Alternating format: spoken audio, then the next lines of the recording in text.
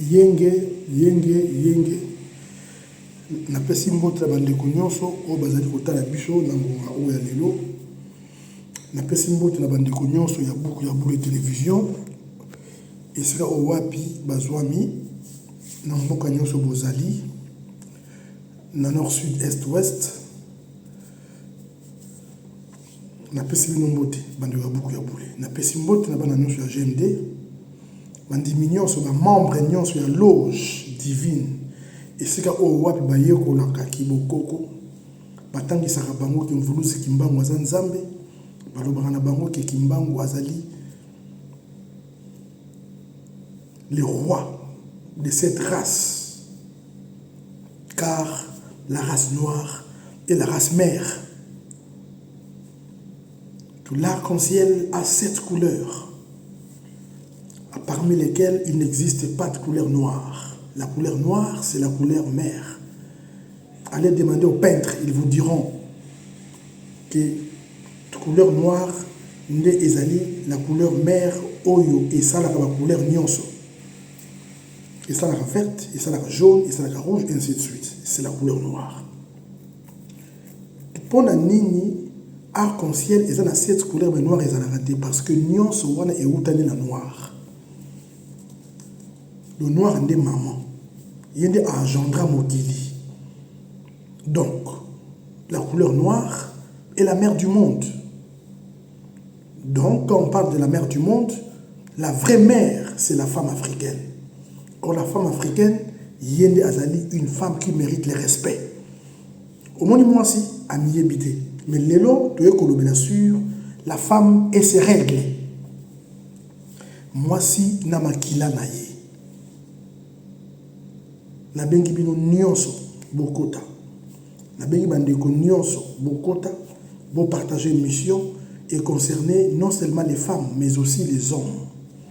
Vous tous qui me suivez, comme d'habitude, dans cette émission, à 3h40, à 4h moins 20, à 4h du matin.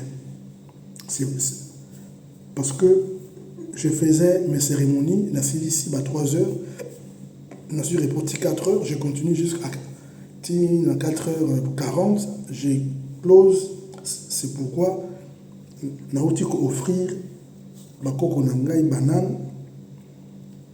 Je vais couper sa bango à manger. Je vais oyo. Je vais bango ensemble.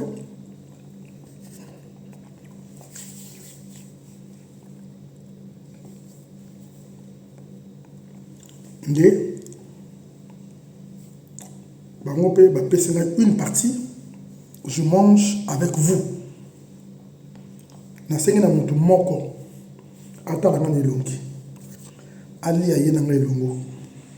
Je demande à une personne de manger avec moi ensemble.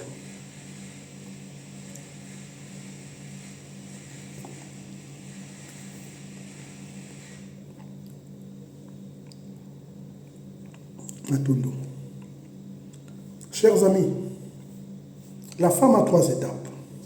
C'est de la même manière la vie a 3 étapes.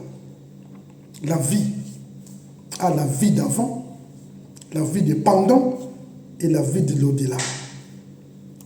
La vie d'avant, c'est dans la grossesse. La vie de pendant, la mokili.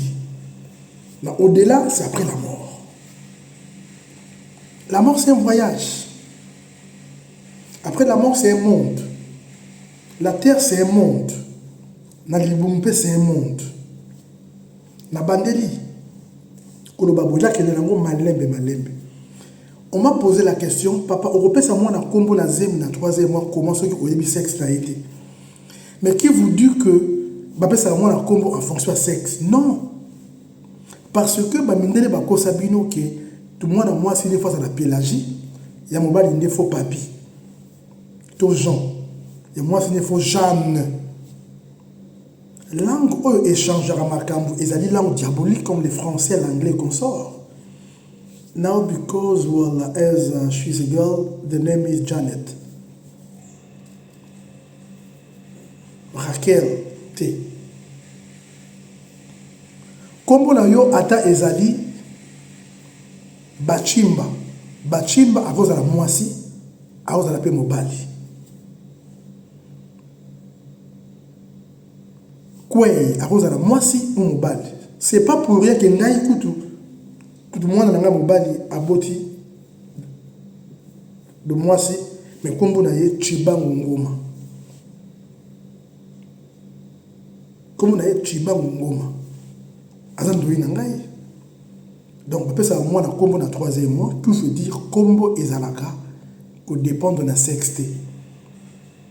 Donc motu nyonso oyo asala pas dépendance ya kombo au travers le sexe à rendre mon esclave à comme si esclave. Oh non, c'est parce que à moi si à le faut comme les à la kecha té au Sephora non pesa mon na kombo na zemi kombo na yo Chibangu Ngoma kombo na yo Mansanga Ngoma kombo na yo Tumukwa kwei kombo na yo Nzeza kombo na yo boy et dépendant abota ma mwasi bobali ya yango ne kombo na pe yekuna ayebi ke kombo na ngai yango wana. La vie d'avant, la vie à pendant, na la vie d'après. Or la vie à pendant a une influence la vie d'avant. C'est pourquoi parents ont ali averti à kobongisa mwana déjà à partir de la vie d'avant à bongisi à ranger afin que la vie à pendant est comme souple et comme très paisible. Et vous comprenez. Maintenant, la femme également a 3 parties. Moi, si Azali n'a partie à virginité,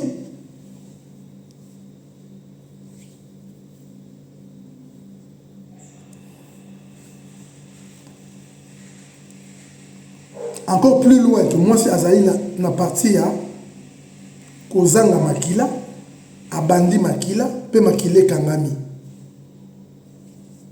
La nana madame, Kozanga Makila, à Bandi Makila, et puis Makile Kangami. Elingo loba nini? Elingi koloba. Étape ya virginité, et ali étape oyo mwasi abongisaka pe vieillesse na ye. Étape de virginité et ali étape oyo ba parents de ba profiter na yango pendant que moi na bango azali vierge. C'est les parents qui en profitent. Pendant que l'enfant est encore vierge, c'est les parents qui en profitent. Donc toutes les énergies au moins na zalaka nango ils en profit et ba parents, mais ba parents ba ye ba raté. Ce qui moi la commis dévierger intérieur wana et katani. Intérêt wana e katani nazo pe sabido ba sekele moko donc ndena ngo malembe po na boso sulanga malamu. Donc c'est-à-dire pendant que l'enfant est encore vierge et l'amba na ezali na plein d'énergie et l'amba ya mwana na yona moke ya moi sa vierge et l'amba na il en a plein d'énergie. Plein d'énergie. Donc, tout problème qui vous préoccupe, Nandabu, la solution primordiale est que vous avez elamba mwana wana. Elamba ya mwana wana ezali na énergie ya innocence. Il y a innocence. Partout où il y a les problèmes, si vous dormez avec l'habit, il y a mwana wana, la condition que alata elamba wana 24 heures. Ala il a un petit lobby aux yeux lamba wana au gumbi au chango na mutu na ya mbetu. Pendant que tu dors, aux ali na affaire, na business, na likambo ya tribunal, au kele go samba et lamba ya mwana wana et ko innocenté yo. Et ko innocenté yo. Là je parle de la vie ya virginité à mwana. Et ko innocenté yo. Je vous dis peu importe les problèmes éco-innocentés yo sauf c'est parce que on s'accrochait ou on profitait de l'énergie d'innocence il y a moi qui m'a compris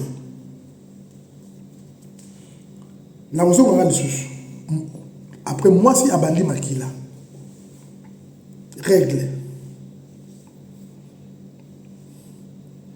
Na ligne na pesa une connaissance parce que tu belé bah l'obéla ah mais papa l'obéla est en mode hardi tout ça là maman bombe consort les restes Daisy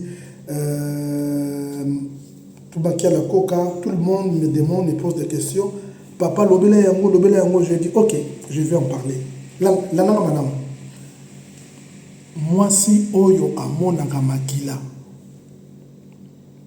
makila wana ezalaka mpona intérêt ya papa mais moi si oyo makila ekangama alongo l'intérêt ya papa akomi l'intérêt ya bana oyo basalaka kindupa na ndako et que bapartageaka même porte d'entrée avec leur papa et kitisaka bozwi ya papa et rendaka papa pauvre et rendra papa affaibli. Vous comprenez? Oui. Au fur et à mesure. Et puis maintenant, Nanda Oyo, moi si azalaka fidèle. Lananga madame. Nanda Oyo, moi si azalaka fidèle. Ceux qui mobali abandi ko diaboliser libanda injustement et randakanda na pauvreté. Olingi likangu libanda olingi o incriminer moi si injustement mais au moment où elle est fidèle envers toi et qui t'a abusé il y a papa landa coupé et kanango kende olinga moi si na malembe ko incriminer moi si na yote pour saluer l'autre. C'est pourquoi il y a une parabole où on a toujours na bateau mutu o abora ngunda il faut aloba mabe ya mboka uti ngunda na yendi mama. Je vous dis que c'est lui qui demande l'asile. Il faut alors mabe ya mboka o ya uti ngunda na yendi mama. Mais yo le o kelinga mwasi mususu. Ils ont dit au reboura ngunda kolo mabe ya mwasi na uti ndako parce que si elle est fidèle au rendre malheureux ton propre foyer et rien ne va plus marcher. Il y a autant de la sauté. Mais on va dire que parce que on va qui m'a bé à moi sinon injustement quelque part pongu dans la yo endi mama. Un jour où je parlerai sur l'asile. Nakoloba ma bé nango. Par défaillance nango. Nabo soto nango.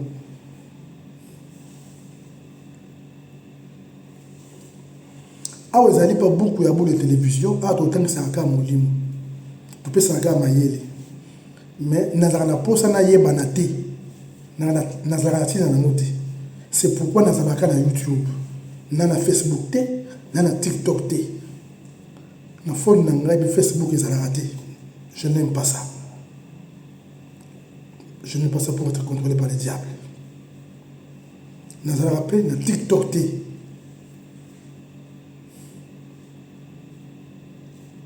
Ah, tu vas pas 1000, 800. Et ça problème t. L'essentiel, car la journée vous mon message sera répandu dans le monde entier. L'objet dans vous raté, mais ce message restera à perpétuité. À perpétuité, chers amis.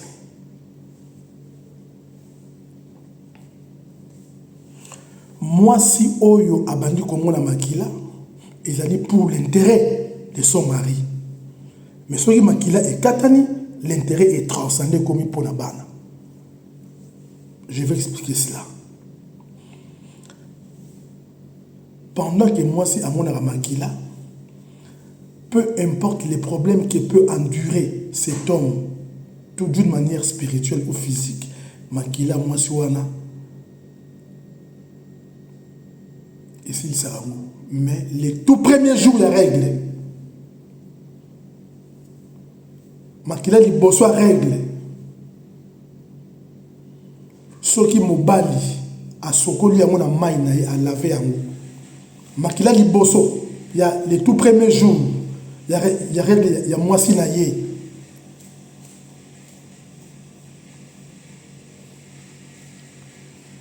Et des envoutaka.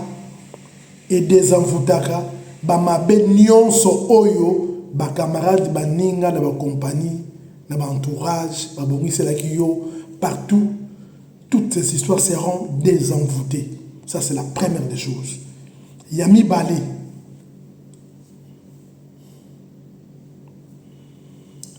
Toujours makila wala ya liboso.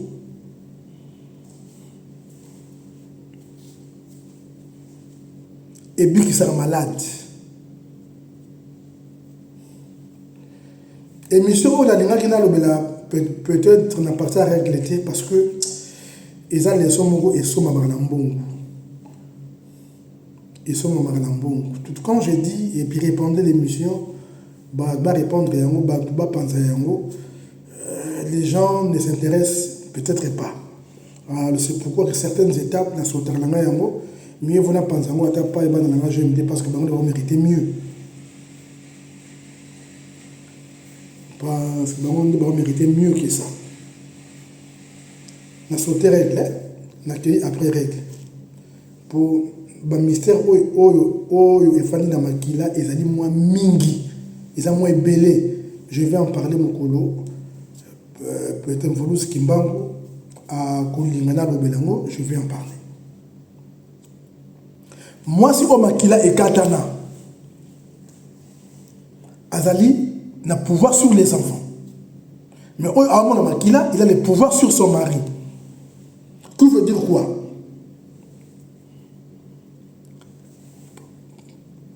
Pendant que la femme est dans ces périodes, la menstruation, toutes les déclarations sont sales d'une manière positive na faveur à Mobali Naye et que ça à l'immédiat. Mais moi, si Omakila est si là, a commis symbole, il n'y a pas mourir à Banaï. Je vais encore plus loin. Moi, si Omakila est si là, a commis le pouvoir pour les vierges. N'a pas si toutes les indices vierges, mais moi, ce qui est ici, là, a plus meilleur que vierge en termes d'accouplement, a meilleur en termes des énergies, a plein d'énergie, mais à condition que à demeurer qu'on vivre dans la fidélité. Ce qui, au yebi que Makila et Katana, tu n'es plus fidèle, n'appliquez pas ce que je vais parler. Parce que naïb, pourquoi je dis ça. Naïb, je sais que c'est fidèle. Bah, mon cœur. Et belé, bah, banzonzi, naïb, banzonzi, nango. Je voudrais, moi, si nous sommes à consulter la poto, à être koutana, naïb, yé. Je connais. A toi une attitude, il y a même que yenge papa, na yebi ke yo ba jota yo. Na yebi ke yo ba jota yo. Pas ba petouana. Je sais. Et puis encore plus loin na yebi na circonstance oyo ba jota la rayo. Je connais. C'est pourquoi nous continuons toujours les émissions sur la fidélité pour Nayebi.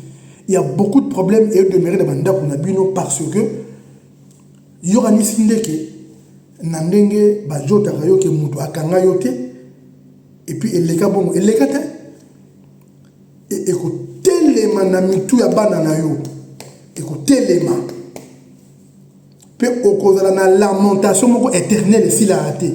Parce qu'il y a une chose que tu as fait que personne ne t'a vu. Bien. Mais jour, moi, si Arlobara s'éclaire là, le monde va s'écrouler. Le monde s'écroule. Mon qu'il est couché. Maman, pour l'irater, mon qu'il est s'écrouler. Yopé papa, yo l'ingaka basa batou. Suivez-moi. Papa ou l'ingaka basa batou. Yeba que ndenge olala ka mwasi ya bato que mutu amona ka yote yeba que yope mwasi na yo balala ka ye yope omona ka te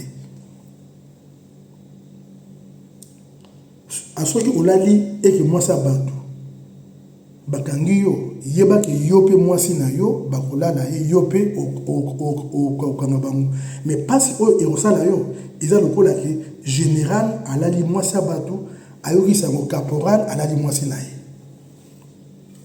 yo PDG olali mwasi abatu oko entendre que non non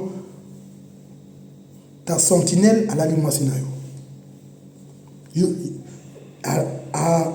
et puis le PDG et reçoit une yo PDG et puis tu apprends que ta sentinelle a couché avec ta femme. Okoyo kayango et rolera inaperçu te.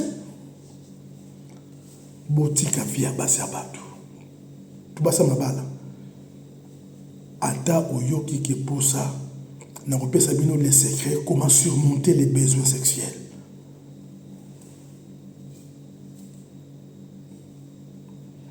Pour hiver aux amis qui toujours il y a 1001 femmes qui ont soif de sacanate.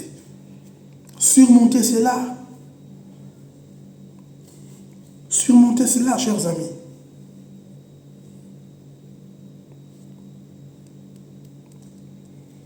Moi, si homme qui a et katana, c'est très spécial. Aussi longtemps que H et Poussana, aussi longtemps que Azokom encore plein d'énergie.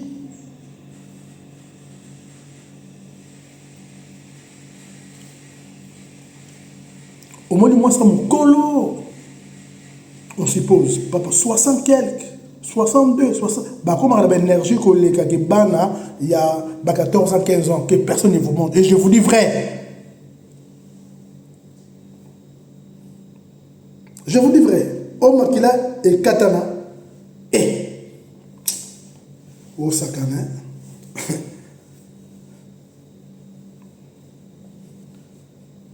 Et puis, les pouvoirs du bonheur de leurs enfants habitent dans leur bouche, résident dans leur bouche. Le pouvoir, il y a aucun liboso, il y a banana bango et fan dans la monoko na bango.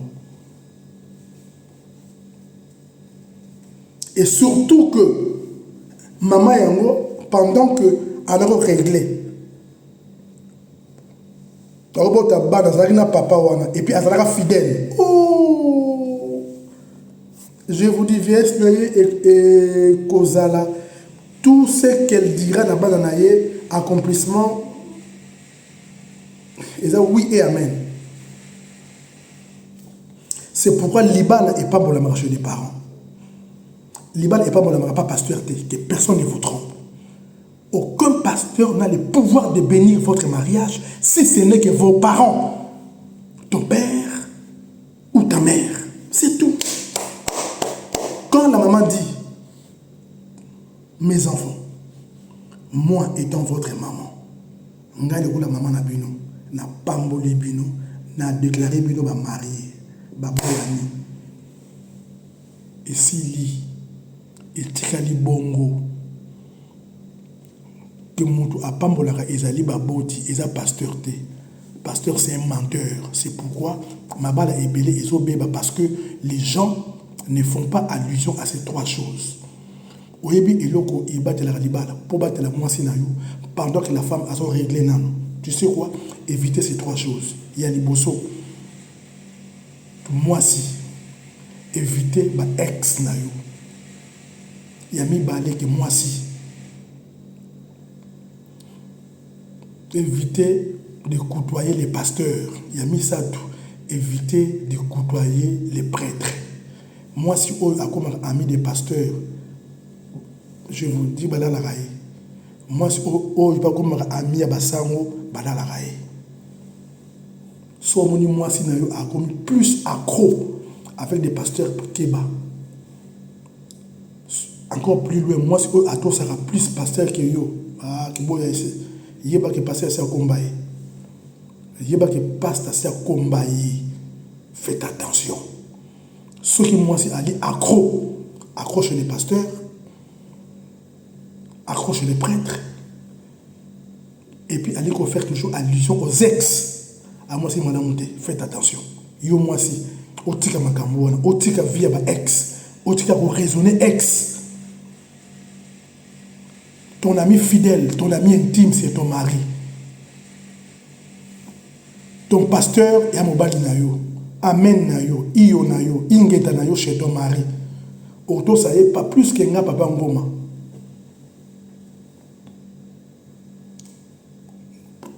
Au retour, ça y est, tout plus qu'un gars. Alors vous comprenez, Eza Bongo, Moudako Sapinoté, je vous enseigne des vertus. C'est pourquoi, Ndeko Oyo Koyo ke langai na ba enseignement Oyo. Ti na terre abino tout fidélité, fidélité, fidélité. Ezali, par rapport, il y a certaines leçons autorités à quand lobby et que la fidélité n'est que la prise Oyo Oyo Asala qui bongo, c'est alors que la moralité et puis les choses iront dans sa positivité. Moi, si Oyo Makila et Katana, aussi longtemps que Azokola et Zadokola, que Vinu Oyo Ezo Wumela, Nengi Ezo Wumela et comme Makasi, que Vinu Asika. Alors c'est de la même manière que Nengi Azokola, yo Ozomon dirait que moi si na yo, à comme à 50 ans, 52 ans, 53 ans, 54 ans, Oluka, ma jeune fille, pour y à Okola.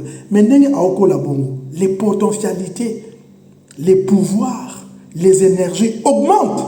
C'est que yoyeba. Les secrets sont là. Venez dans boucle de télévision, vous apprendrez. Venez dans GMD, inscrivez-vous, apprenez. Achetez les bracelets, ça va vous protéger contre l'ensorcellement. D'en haut comme d'en bas. Bakoko, Sungabino, Batelabino, Mvuluzi Kimbango, qui est le maître suprême de l'humanité, Azala na sommet, et ba projet na bino nyonso, et ça na bongo, na kombo, ya Bankulo Ingeta. Que je mange la banane avec vous.